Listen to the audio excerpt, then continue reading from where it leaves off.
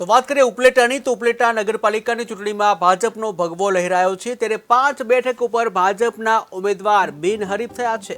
ચૂંટણીમાં 112 ઉમેદવારી પત્રક ભરવામાં આવ્યા હતા જ્યાં 105 ઉમેદવારોના ફોર્મ ચકાસણી બાદ માન્ય કરવામાં આવ્યા છે।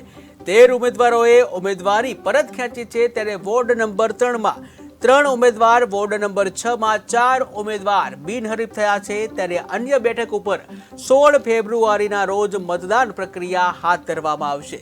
ત્યારે સ્થાનિક સ્વરાજ્યની ચૂંટણી ચાલી રહી છે। સ્થાનિક સ્વરાજ્યની ચૂંટણીને લઈને ઉપલેટા પાલિકામાં ભાજપનો ભગવો લહેરાયો છે। 5 બેઠક ઉપર ભાજપના ઉમેદવાર બિનહરીફ થયાના સમાચાર સામે આવ્યા છે જ્યાં ચૂંટણીમાં 112 ઉમેદવારી ફોર્મ ભરાયા હતા। 105 ફોર્મને માન્ય રાખવામાં આવ્યા હતા ત્યારે 13 ઉમેદવારોએ ઉમેદવારી ફોર્મ પરત ખેંચી લીધા હતા। ત્યારે વોર્ડ નંબર 3ની વાત કરીએ, વોર્ડ નંબર 3માં 3 ઉમેદવાર, વોર્ડ નંબર 6માં 4 ઉમેદવાર બિનહરીફ થયા છે ત્યારે અન્ય બેઠક ઉપર 16 ફેબ્રુઆરીના રોજ મતદાન થવાનું છે। 18 ફેબ્રુઆરીએ મતદાનનું રિઝલ્ટ જાહેર કરવામાં આવનાર છે।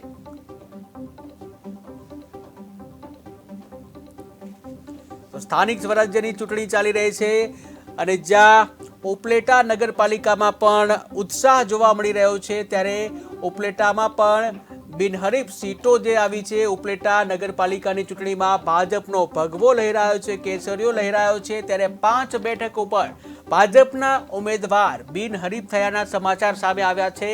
ઉલ્લેખનીય છે કે હાલમાં સ્થાનિક સ્વરાજ્યની ચૂંટણી ચાલી રહી છે। ગુજરાતમાં 66 નગરપાલિકાની ચૂંટણી ચાલી રહી છે ત્યારે ઉપલેટા પાલિકાની ચૂંટણીમાં ભાજપનો ભગવો લહેરાયો છે જ્યાં 5 બેઠકો ઉપર ભાજપના ઉમેદવાર બિનહરીફ વિજેતા થયા છે। ઉલ્લેખનીય છે કે 112 ઉમેદવારી પત્રક ભરવામાં આવ્યા હતા જ્યાં ઉપલેટા નગરપાલિકામાં ઉમેદવારોનો ઉત્સાહ જોવા મળ્યો હતો જ્યાં 112 ઉમેદવારી ફોર્મ ભરવામાં આવ્યા હતા। 105 ઉમેદવારોના ફોર્મ ચકાસણી બાદ માન્ય રાખવામાં આવ્યા હતા ત્યારે ઉત્સાહ જોવા મળી રહ્યો છે જ્યાં 13 ઉમેદવારોએ ઉમેદવારી પરત ખેંચી લીધી હતી ત્યારે અન્ય બેઠકો ઉપર 16 ફેબ્રુઆરીના રોજ મતદાન થશે।